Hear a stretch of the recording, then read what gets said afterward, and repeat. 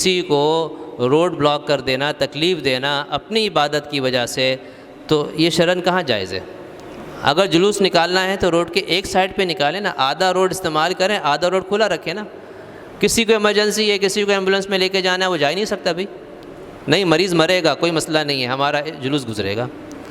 تو یہ سب چیزیں کیا ہیں؟ اسی طرح رات بھر اسپیکروں پر، لاؤڈ اسپیکروں پر نعتیں لگانا۔ اب کل میں رات کو ایک جگہ گیا دعوت پہ، میں خیال رات 11:30 ہو گئے تھے، لیکن ان کے جو اوپر کی منزل میں وہ ڈیک لگے ہوئے تھے نا، اتنی زور سے اس میں نعتیں لگی ہوئی تھیں کہ پورے گھر کے اندر آواز آ رہی تھی، اوپر والے گھر سے نیچے، سامنے الگ لگی ہوئی تھی دوسری بلڈنگ میں، اس کی آواز بھی اتنی تیز آ رہی تھی، اور پتہ نہیں کب تک وہ چلتی رہی ہوگی۔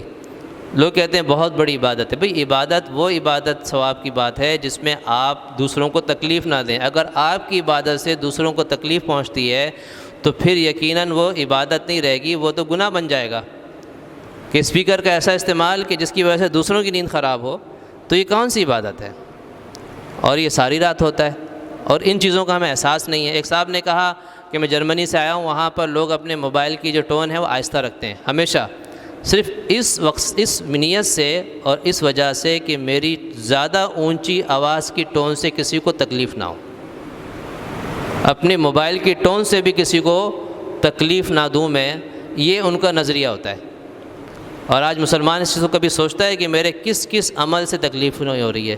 کار کھڑی کر دیں گے، اب وہ اس کی وجہ سے بعض دفعہ ہم جاتے ہیں کسی بیان میں تو بار بار اعلان ہوتا ہے بھائی فلاں کار نمبر اپنی کار ہٹا دیں، فلاں کار نمبر اپنی کار ہٹا دیں، فلاں بائک نمبر اپنی بائک ہٹا دیں، کیونکہ گیٹ کے سامنے کھڑی ہے، راستے میں کھڑی ہے، کوئی پرواہ نہیں ہے۔ لوگوں کے گزرنے کا راستہ ہے، لوگ مسجد سے آنے جانے کا گیٹ ہے، وہ گیٹ ہی نہیں گزر سکتا، باہر کار کھڑی ہوئی ہے، کوئی پوچھنے والا نہیں ہے۔ بھائی کار کھڑی کرنی ہے تو ایسی جگہ کھڑی کرو جہاں پہ کسی کو تکلیف نہ ہو، اور آپ نے بلاک کر دی، اب اس کی وجہ سے پورا روڈ بلاک پڑا ہوا ہے۔ اب میں ایک جگہ جا رہا تھا، کہیں تھا بھی کنجسٹڈ علاقہ تھا، یہ رنچوڑ لائن وغیرہ کی سائڈ پہ کون سا علاقہ تھا، تو وہاں ایک کار کھڑی ہوئی ہے اور وہ بیچ میں کھڑی کی ہوئی ہے اس نے، اور وہ اندر گئے ہوئے دکان پر۔ اب اس کی وجہ سے اس طرف بھی ایک لمبی قطار لگی ہوئی ہے، کاروں کی، موٹر سائیکلوں کی، اس طرف بھی ایک لمبی قطار لگی ہوئی ہے۔ ان کو احساس ہی نہیں ہو رہا ہے کہ میری صرف اس ایک کار کی وجہ سے کتنا ٹریفک جام ہے، کتنے لوگ پھنسے ہوئے ہیں۔